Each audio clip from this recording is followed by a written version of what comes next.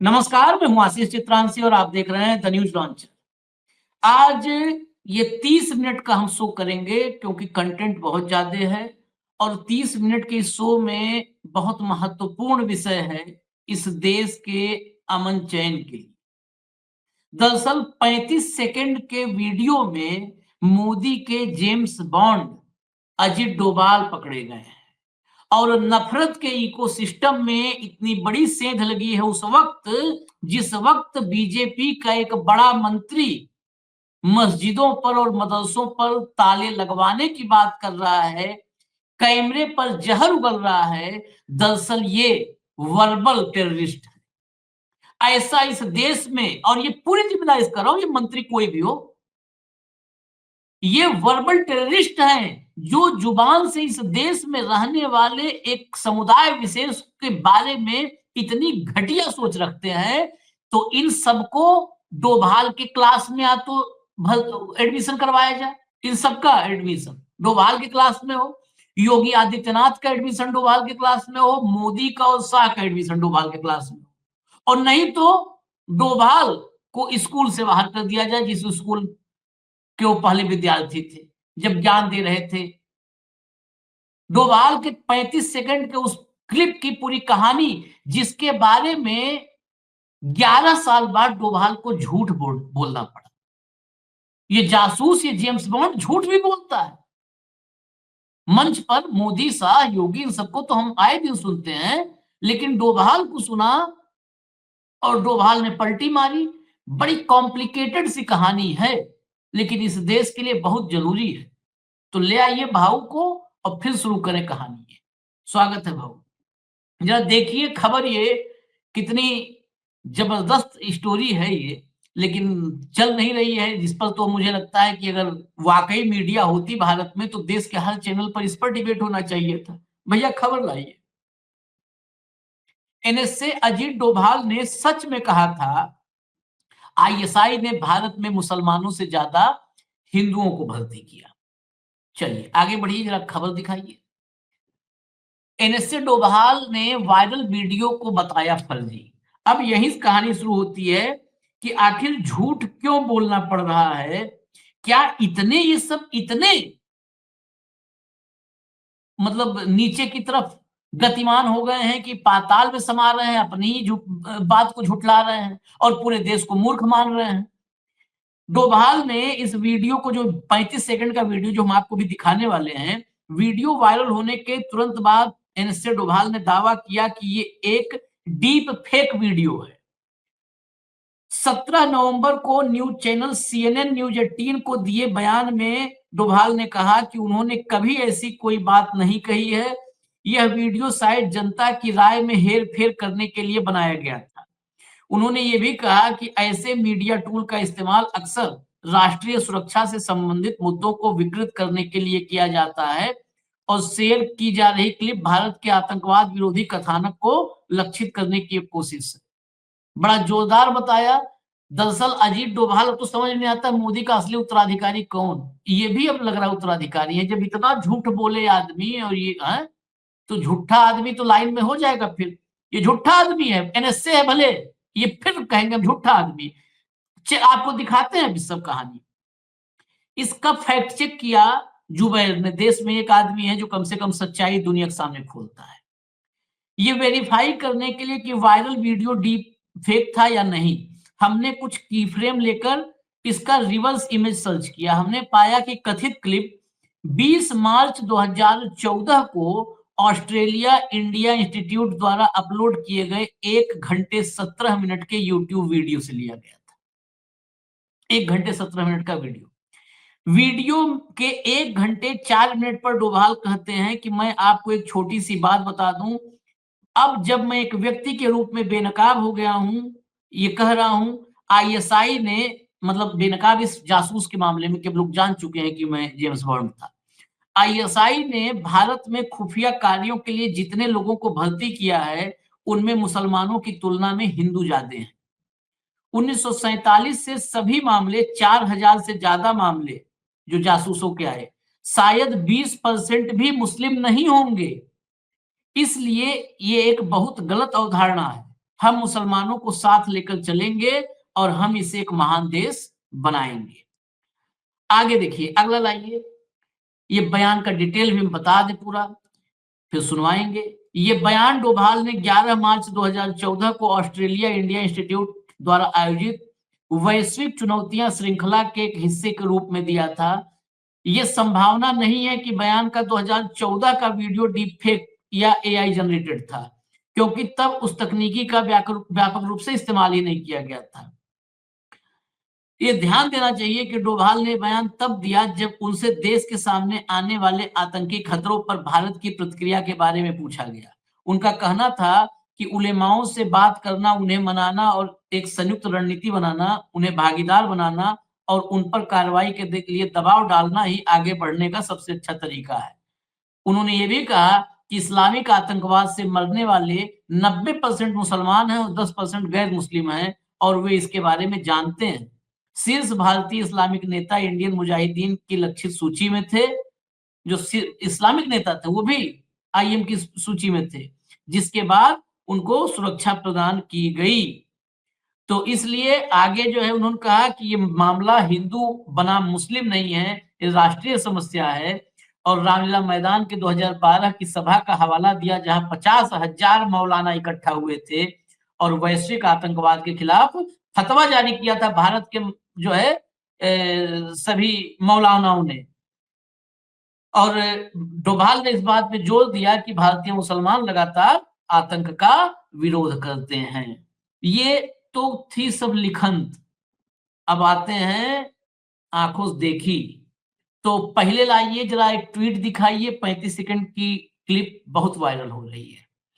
Since 1947, Pakistan's ISI has recruited more Hindus than Muslims for intelligence tasks in India.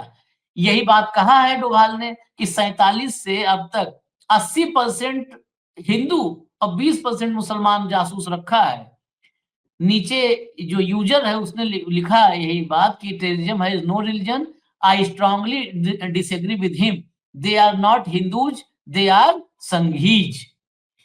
अब जरा वो 35 second की clip सुनवाइए, 35 second की clip. Now Ghosh first and then the And let me tell you one small thing, now that I have been exposed as a man who is this thing, the number of persons that ISI has recruited for intelligence tasks in India, there have been more Hindus than Muslims. If you see all the number of cases from 1947, which have been these things under the official secret side of the counter-espionage cases, I think people in media must be these things, that all these cases which come, so more than 4,000 cases, probably not even 20% would be Muslims. So it's a very wrong concept. We will carry the Muslims with ये 35 second की clip है। अब सोचिए clip जब viral हो गई तो डोभाल ने CNN न्यूज 18 पर सीधा मना कर दिया कि ये फर्जी है, राष्ट्रीय सुरक्षा के मामलों इधर उधर ले जा रहे हैं, आदमी क्या कर सकता है सोचिए इस दौर में। अब इनकी क्लिप भाऊ मैं बस एक इनकी क्लिप और सुना दूं थोड़ा सा बढ़ा करके। अब लाइए जरा जुबैर का ट्वीट लाइए। ये जुबैर ने लिखा कि this old 2014 video by Ajit Doval, ये जो है ये slap to the all right wing hate mongrels and गोदी एंकर्स। 2014 का ये वीडियो जितने राइट विंगर हैं, दक्षिणपंथी सब ये जो है अफवाह ब्रिगेड और गोदी एंकर, इनके गाल पर एक जोर का तमाचा है। अब वो वीडियो 35 सेकंड का था, लेकिन इसके आगे पीछे का भी हिस्सा जो कहते हैं ना कि वो लाया जुबैर ने सामने, जरा वो सुनवाइए वो वीडियो। हालांकि बड़ा है वीडियो, 1-1.5 घंटे, लेकिन उसमें बड़ा हिस्सा लाया जुबैर। प्ले करिए। We don't have any Muslim population or a Hindu population. When it comes to a war against terror, it is an attack on India. So the first thing that one should be this thing is that we should stop thinking in communal lines. The Muslims are with us in fight against terror much more than any Hindu organization is. You tell me any Hindu organization which has issued a fatwa or a diktat or this thing against terrorism. It is on the Ramlila ground with 50,000 Maulanas who passed a fatwa against international terrorism and terrorism in 2012 and said that we are going to oppose it. They have offered total help, and it is huge complication. They wanted some Hindu organizations also to come on the same platform. They said it will endanger them. So don't say it is the violent, coercive, vocal minority which sometimes is misunderstood as this voice of Islam. The voice of Islam is not for criminality, the voice of Islam is not for killing the innocent, and the majority of the Indian Islam is totally in support of it. We had global recruitment when there was this thing against Soviets in Afghanistan. Not even one from India went. We have the second, or rather the first, largest population of Muslims in India. From countries as distant as Australia and so all over the places, 1 or 2 or 10 or 10,000 went in that jihad, but not even one Indian Muslim volunteer for that. So let us not this thing, we start seeing the ghost as if it's a communal problem. It's not a communal problem. It's a question of the national security. In India, it's not the first time. We had the movement when we had एक बात तो समझ में आया सुन के कि आदमी जन्म से कोई बुरा नहीं होता है, उसको बुरा बनाता है कोई कोई ना कोई होता है जो बुरा बनाता है। अरे आशीष जी जब वो अफगानिस्तान का उदाहरण दे रहे थे तब मुझे केरला फाइल याद आ गई। ऐसे या तो वो डीप फेक है, ये तो ये डीप फेक है। अब देखिए, आपने कहा कि आदमी जन्म से बुरा नहीं होता, मैं मानता हूं आदमी जन्म से बुरा नहीं होता, लेकिन आदमी इतने जल्दी बुरा भी बन जाता है, ये भी एक बदला एग्जाम्पल है। 2014 से लेके 25 तक 11 साल के सत्ता के मक्खन खाने में और पीएमओ की गादी गर्म करने में, बैठे बैठे चेयर की गद्दी गर्म करने में ये आदमी अपने आप को झुटलाने लगा है और बोलता है डीप फेक है। ये कौन सा डीप फेक है? ये सब नंगा कर दिया। इस देश का एनएसए कितना झूठ बोलता है ये ऑडियो विजुअल के साथ सामने आया है। और जब वो था तब तो ये सिस्टम भी नहीं था फेक करने का। सही कहा आपने। 2014 में, ये 2014 में नया नया सत्ता का नया नया मौलाना ना 10 बार क्या पूरे 5 नमाज पढ़ता है बोलते ना, वैसे नया नया एनएसए बना था।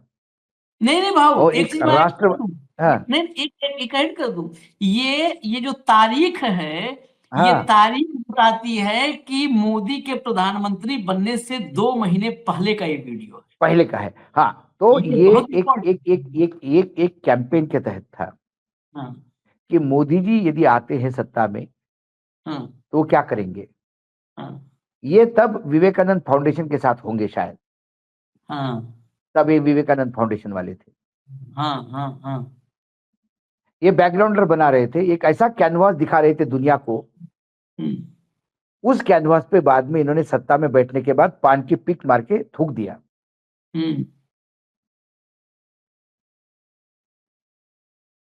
अब ये डीप फेक लगने लगा।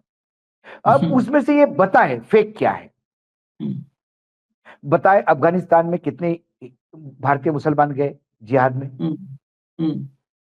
फेक क्या है बताए कि आप खुद कहते थे कि मैं भाई अभी एक्सपोज हो गया हूं पाकिस्तान में, लेकिन मुझे मालूम है कितने रिक्रूट करते हैं हिंदू। आप तो अंदर की खबर लेके आए थे। आप तो जेम्स बॉन्ड हो, बहुत ऑथेंटिक आदमी हो। आप बार बार ये कह रहे थे कि 50,000 मुसलमानों ने फतवा जारी किया, यकीनन जारी किया था। वो तो कुछ ग्राउंड पे तो मैं भी था। आप उसको भी झूठ बोल रहे हैं। आप कह रहे कोई हिंदू ऑर्गेनाइजेशन साथ में नहीं खड़ा था। कौन खड़ा था? ये बेसिकली तब संघ की भाषा बोल रहे थे बोलने के लिए मुसलमान। अब भी गुवाहाटी में बोले संघ चालक हिंदू धर्म ही नहीं है बोले। जो भारतीय है सब हिंदू है। जो भारत में रहता है, भारत पे प्यार करता है। भाई हर आदमी मातृभूमि से प्यार करता है यार। मुसलमान हो, आदिवासी हो, शेड्यूल कास्ट हो, शेड्यूल ट्राइब हो, जिनको पाकिस्तान जाना था वो चले गए, जिन्होंने इस देश को अपना वतन माना है वो आज भी इस देश में लड़ रहे हैं। कोई मोहन भागवत कोई रॉकेट साइंस नहीं बता रहे हैं। लेकिन यदि यहां सब हिंदू है तो फिर वही का मुख्यमंत्री क्यों डेमोग्राफी चेंज करने की बात करता है? आप क्यों डेमोग्राफी चेंज करने की बात करते हो?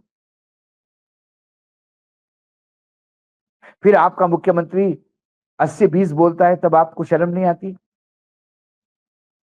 जब कब्रिस्तान और शमशान की बात होती है तो शर्म नहीं आती? हलाल झटका बात शर्म नहीं आती? मॉब लिंचिंग होता है, कौन किसके घर में क्या खाएगा? नॉर्थ ईस्ट में कितने मुसलमान हैं, वहां गाय खाई जाती है, बीफ परोसा जाता है गोवा में, गोवा के मेन्यू में नहीं है, डबल इंजन की सरकार है वहां पे।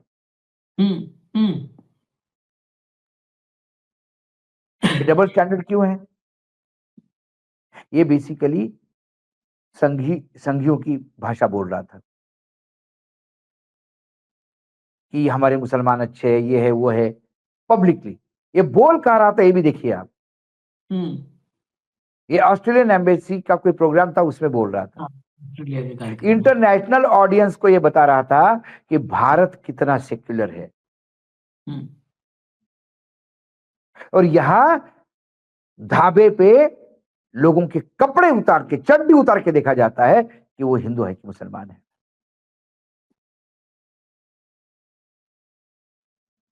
और ये मतलब थोड़ी लज्जा आशीष, थोड़ी शर्म नहीं है, नहीं कि मेरे वक्तव्य को कैसा मैं झूठ कर दूं। और झूठ करना मतलब सोचिए कितनी बेशर्मी कि आज ये एंटी मुस्लिम माइंडसेट से है तब तो ये झूठ कर रहा है। नहीं तो उस बयान में क्या बोला है? उस बयान को वो बयान मोस्ट सेक्युलर बयान है। हाँ, यदि उस बयान के अनुसार ये सरकार चल रही होगी तो उस सरकार के लिए रोज चरण धूके पीने के लिए काम करूंगा मैं। हाँ, 24 घंटे उस सरकार की बढ़ाई करूंगा मैं, चरण भाट करवाऊंगा मैं उस सरकार का, यदि इस बयान पे सरकार चलती हो तो। क्योंकि उस बयान का कैनवास दिखा के आप सत्ता में आते हो और सत्ता में आने के बाद आप गिरगिट से भी ज्यादा तेजी से रंग बदलते हो।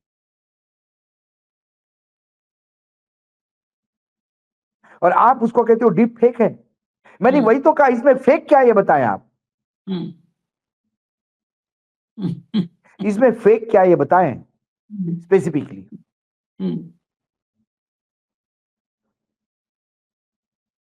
इसमें फेक कुछ नहीं है। ये बेसिकली क्या है कि अब ये सच्चाई को दबाना चाह रहे हैं, झुठलाना चाह रहे हैं जो उन्होंने बोल दिया था, क्योंकि अब जिस इकोसिस्टम में है वो नफरत का पोषक है। और मैं उसका सबूत आपके सामने दिखाता हूं, जरा सुनिए।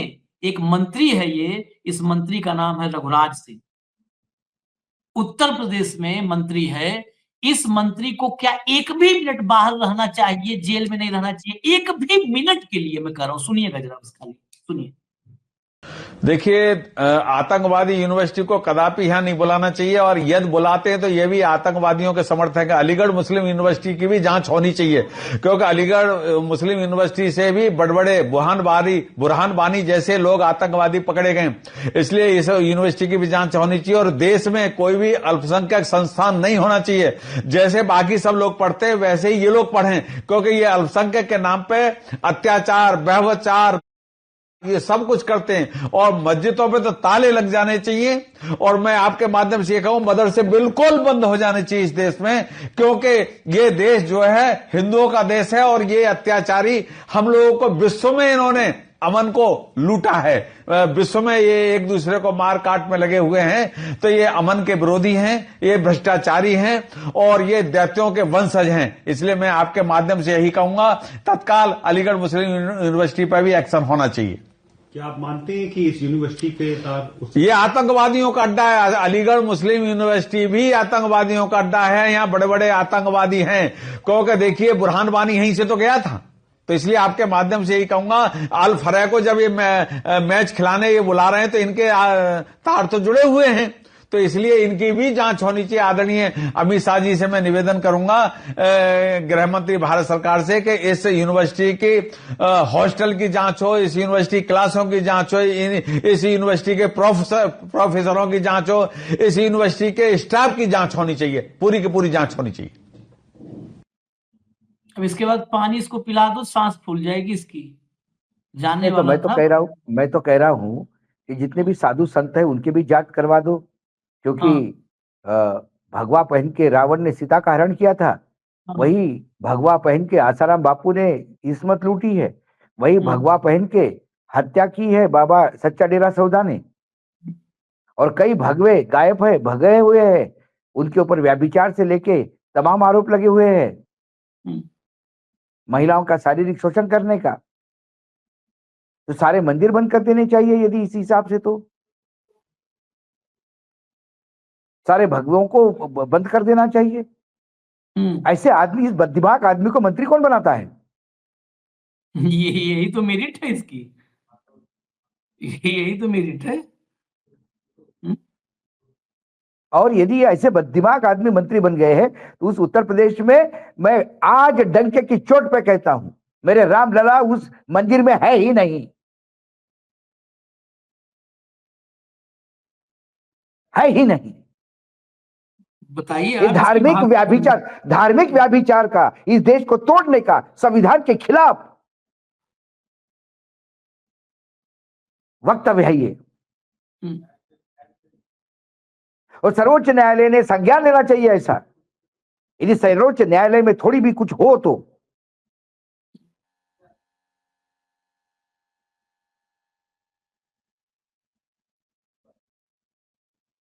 मतलब क्या सिर्फ मोदी के नाम पे बोलने पे, सिर्फ मोदी सरनेम बोलने पे 2 साल की सजा होगी राहुल गांधी को। ये पूरे एक धर्म को, एक पूरे समाज को बदनाम कर रहा है ये। इस्लाम पढ़ा है इसने।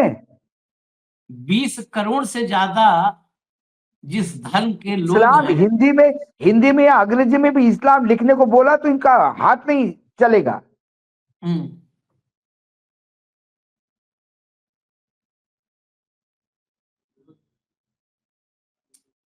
अब क्या बताइए, ये इसके बाद कुछ नहीं, इसके बाद कुछ बचता ही नहीं आशीष, ये सुनने के बाद। और ये मंत्री आज भी अपने मंत्री पद पे है, तो फिर ये बाबा साहेब आंबेडकर के संविधान की धज्जिया है।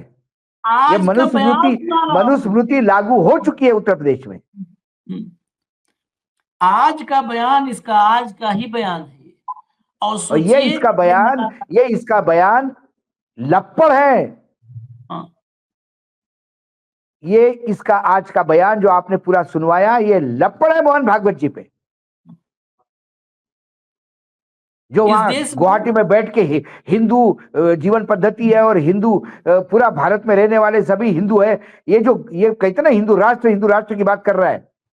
मोहन भागवत ने कहा कि कोई हिंदू राष्ट्र नहीं है, कोई हिंदू राष्ट्र नहीं होता।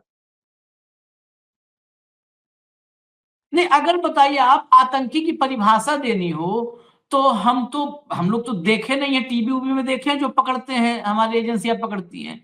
अगर वैसे साक्षात देखना हो तो मुझे लगता है ऐसे बोलने वाले लोग, अब अगर इसको आतंकी बोल दें तो अभी अदालत इसकी मानहानि की बात करने लगेगी। देश का पहला आतंकी नथुराम गोडसे था। कौन था नथुराम गोडसे? कौन से मदरसे में पढ़ा था? कौन से मस्जिद में जाता था इबादत करने के लिए? एक निहत्थे क्रूश आदमी को, जो 2 कपड़े टंगे हुए, वृद्ध आदमी को गोलियों से छलनी करता है। उसको पूजने वाले हैं ये स्वयं आतंकी है जो भाषा बोल रहा था। एग्जैक्टली इतनी गंदी दैत्यों का वंशज, मस्जिदों पर ताला लगा दो, पूरे देश मस्जिदों पर ताला लगा दो। ये दैत्यों के वंशज, आतंकियों का अड्डा। मैंने यही तो कहा, ये मनुस्मृति लागू होने का द्योतक है आशीष। संविधान के हिसाब से इसको तो जेल में होना चाहिए ये बोलने के लिए।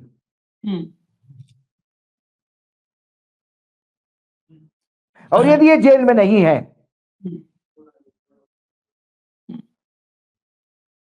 तो आप देख लीजिएगा, संविधान समाप्त हो गया, घोषित कर दीजिए, उत्तर प्रदेश में मनुस्मृति लागू हो गई है। नहीं नहीं, लागू तो हो गई भाऊ, लागू हो गई, और लागू होने के सबूत आज मैं इसी कार्यक्रम में दिखा दूंगा। और उन लोगों के लिए खासकर है जिनके लिए, जो कह रहे हैं कि सनातन की रक्षा करने के लिए छोड़ो ना, कोई बात नहीं है, महंगी सब्जी, महंगा तेल, सब कुछ योगी मोदी चाहिए, उनके लिए है। लेकिन पहले जो ये बात आई ना कि आतंकी, जो डोभाल के उसी बयान को पुष्ट करते हुए कुछ मैं फोटो दिखाता हूं, जरा आज तक की 2-3 खबरें दिखा दीजिए। देखिए, एमपी आईएसआई के जासूसी रैकेट में बीजेपी आईटी सेल का सदस्य, ये 2017 की खबर है। मैं वो भी बता दूं, ये नहीं कि आज, 2017। आईटी सेल, ध्रुव सक्सेना नाम था, आईटी सेल का पदाधिकारी था, और जो है आईएसआई का जासूस था। वो ऐसे नहीं कहा था कि 4000 1947 से 4000 जासूस आईएसआई ने बनाया, और उसमें 20%, 20% भी मुसलमान नहीं थे, हिंदू मतलब 80% से ज्यादा हिंदू थे। BJP IT cell. आगे चलिए, अगला दिखाइए। डीआरडीओ के वैज्ञानिक का आरएसएस से कनेक्शन, पाकिस्तान के इशारे पर जासूसी के आरोप में हुआ अरेस्ट। ये प्रदीप कुरुलकर, ये भाव को पता होगा, ये पूरे डीआरडीओ में था, और बहुत चर्चा हुई। बाद में संघ कहने लगा अभी हमने इससे संबंध तोड़ा है, ये है वो है, ये संघ ही था। डीआरडीओ का वैज्ञानिक था, आईएसआई का एजेंट था। ये दिखाइए जरा। दिग्विजय सिंह ने 8-9 नामों की सूची जारी कर दी थी, सब भाजपा के जुड़े लोग, कोई पार्टनर है, कोई कुछ है। देखिए, बाद में इन पर मुकदमा इस मामले में हो गया दिग्विजय सिंह पर, हालांकि कुछ हुआ नहीं। क्या करोगे जब सबूत है सब, क्या करोगे भाई? आपके मतलब आपके नाजायज कामों को नाजायज बोल दे तो मुकदमा कर दोगे, और हमारे आप जायज काम को भी कहोगे जो है देशद्रोह है। ये है हकीकत। और भी एक हकीकत दिखाता हूं, जरा जरा लाइए विजुअल, इस देश में हो क्या रहा है। पहला विजुअल जरा ट्वीट दिखाइए, पहले सचिन गुप्ता का ट्वीट पहले दिखाइए, हल्द्वानी वाला ट्वीट देखिए भाव। ये सब जुड़ रहा है, ये डोभाल से, ये रघुराज सिंह मंत्री, और ये ट्वीट देखिएगा अभी। ये देखिए, ये ट्वीट पढ़िए पहले भाव। उत्तराखंड में जो है हल्द्वानी में 2 दिन पहले बवाल हुआ, एक कुत्ता गोवंश का अवशेष मुंह में दबाकर मंदिर के पास ले आया। हिंदू संगठनों ने मुस्लिम रेस्टोरेंट में तोड़फोड़ की। पुलिस ने 40 प्रदर्शनकारियों पर एफआईआर की है, कम से कम दिखावे के लिए सही इतना हुआ है, हालांकि एक्शन तो राम जाने।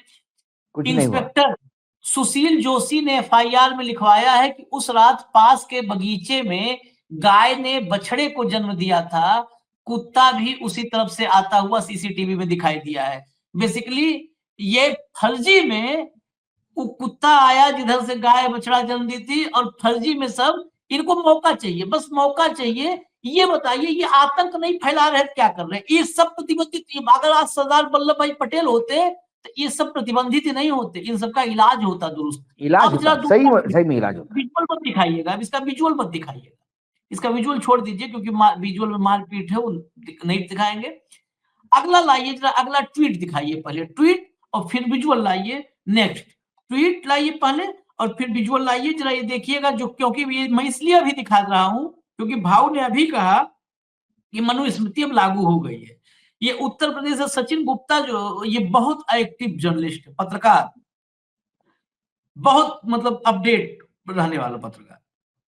उत्तर प्रदेश जिला शाहजहांपुर में दलित सब्जी विक्रेता अचल से उसकी बिरादरी पूछी गई, फिर डंडे से बेरहमी से पीटा गया। हमलावरों ने उस पर दबाव बनाया कि वो उन्हें बाप बोले। अजीत सिंह, अब नाम सुनिएगा गौर से, अरविंद सिंह, आदित्य सिंह, निखिल सिंह गिरफ्तार हैं। ये उत्तर प्रदेश में योगी सरकार है। देखिए गौर से इसको, ये उस दलित से कह रहे थे बाप बोलो उनको, ये बाबू साहब को बाप बोलो। हो गई, मनुस्मृति लागू हो गई, क्योंकि इन चारों की जमानत भी हो गई, इन चारों की जमानत भी हो गई होगी, और 4 आराम से भी होंगे। और दलित केस भी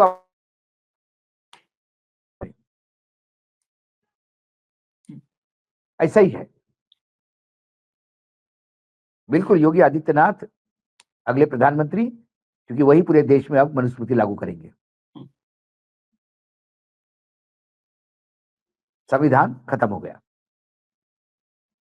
मंत्री इसीलिए खुल के बोलने वाला ये मंत्री, जब इसकी बात सुनी जाएगी तो, और इस पे कोई एक्शन नहीं होगा, तो यूपी की जनता, ये अंधभक्त जो है, जिनके दिमाग में गोबर भरा हुआ है, ये उसी को कानून मान के कल से मस्जिदों पे ताले लगाने शुरू कर देंगे, मदरसे बंद करने शुरू कर देंगे, वहां हिंसा करेंगे, क्योंकि मंत्री जी ने बोला है।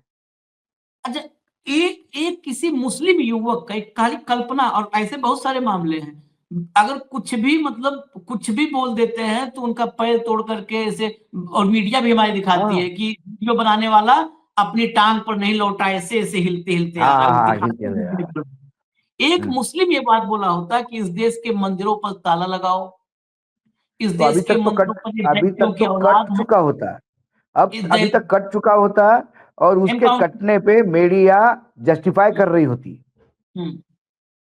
और केस भी जाता कोर्ट में, तो वो जो यादव जज है इलाहाबाद वाला, उस टाइप के जज होते तो कहता कि भाई बहुसंख्यक के हिसाब से चलेगा देश, हिंदू बहुसंख्यक है, कैसा बोला मंदिर में ताले लगेंगे, उसको तो मरना ही था, तो जायज करो उसकी हत्या को। उन्हें कोर्ट का काम कम किया मुजरिमों ने, जिसको तुम मुजरिम कहते हो, पुलिस का काम कम कर दिया, डायरेक्ट ही सजा दे दी, और क्या चाहिए।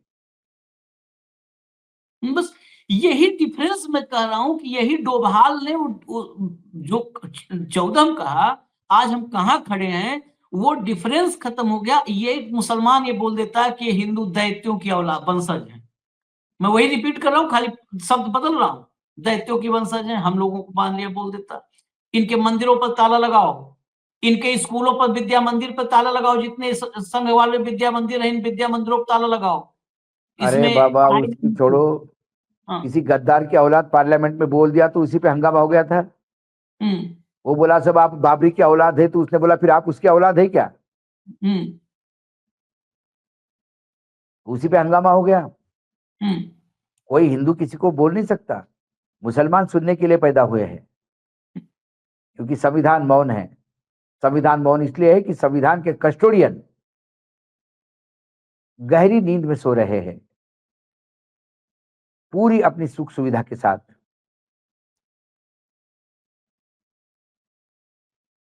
चलिए, ये अब हम तो यही आखिर में कहेंगे कि वही है वही जो राम रचि राखा, तो इस देश का वही होगा। ये विश्वगुरु जो बना रहे हैं ना, वो ऐसा बना छोड़ेंगे, सब ऐसा वहां बना छोड़ेंगे जहां से सुधारना नामुमकिन हो जाए, वहां। और एक बात, और अब प्रधानमंत्री को भी हो गया, अभी जो 2 लाख रुपए महिलाओं को देने हैं, जो अभी बोला था 2 लाख रुपए देंगे, बहुत सारी चीजें बोली थी, अब उसके लिए बोलेगा कि हमने ये बोला नहीं था, ये जो दिखाई जा रहा है ये डीप फेक है।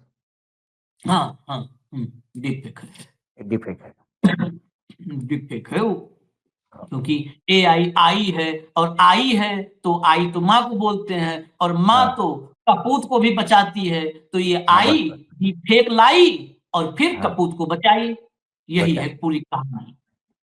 इजाजत दीजिए हमें, देखिए आप मजे लीजिए, आप लोग मजे लीजिए, खूब मजे लीजिए। हाँ, एंटरटेनमेंट है ये एंटरटेनमेंट है। अब आपको संविधान की धज्जियां उड़ गई, इसके लिए चिंतित नहीं होना है, क्योंकि हम सब उसके लिए जिम्मेदार है। मैं भी हूं, चित्रांश भी है, और आप भी है, बिल्कुल जिम्मेदार है।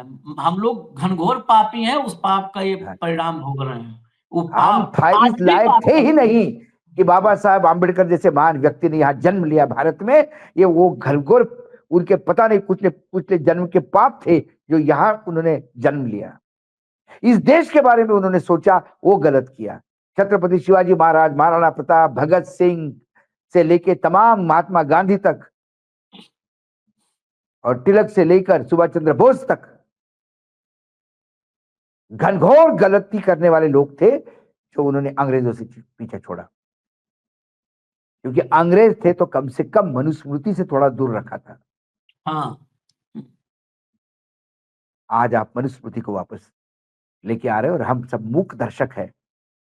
हम बोल रहे हैं, लेकिन आप खुद को हम दोषी इसलिए मानते हैं कि हम सिर्फ बोल ही रहे हैं। क्योंकि हमको बोलना ही आता है।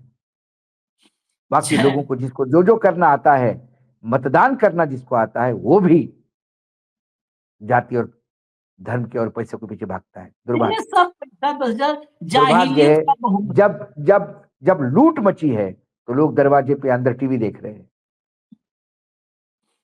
जब इसे वांगचुक जेल जाता है तो इस देश के दिल्ली, मुंबई, कलकत्ता, बेंगलोर को फर्क नहीं पड़ता। कोई फर्क नहीं, कोई कोई फर्क नहीं इस पड़ता। देश समाज में सो चुका है। अगर उसमें बोले तो इस देश में जाहिलियत का बहुमत है। जाहिलियत का बहुमत है। बहुमत है। देखिए, मजे लीजिए, रघुराज सिंह बोल ऐसे थोड़ा बोलता है कोई। ना वो तो देखते हैं ना माइंडसेट क्या है, किसमें दर्शक खुश होंगे। एंटरटेनर तो हमेशा दर्शकों को देखता है ना, किसमें खुश होंगे। बस बस बस तो बस बस किसमें बस खुश होंगे, जनता खुश। अरे आज तो रघुराज सिंह ने मारा, ये धुआं धुआं कर सब दिया, तो ताला लगवाएंगे। मारा, बिल्कुल। जरूरी है ताला लगना। हम तो कान से सुनी बात कर रहा हूँ भाऊ।